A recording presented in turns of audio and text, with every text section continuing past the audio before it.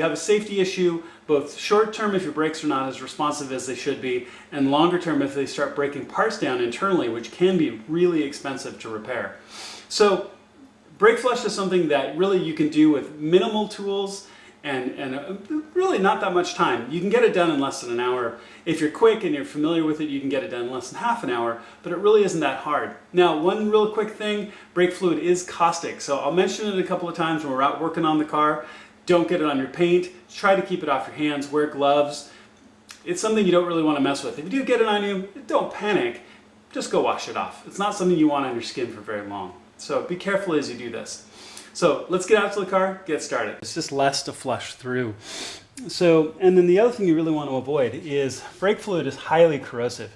So as you work in the space, you really don't want to spill any. So when you pull this off, make sure to protect all of your spaces around here in the engine bay. So you don't want any debris or any brake fluid to get on any painted surfaces or anything else like that. It's also good to not get it on your hands. So I'm going to put that there. So mostly you're going to see me wearing gloves. The other thing I'm going to do is I'm going to put a paper towel around the opening here really carefully so I don't get any brake fluid that drips down and around. But again, be really careful not to get any debris into the tank itself. Now, I've got myself just a little cheap evacuator.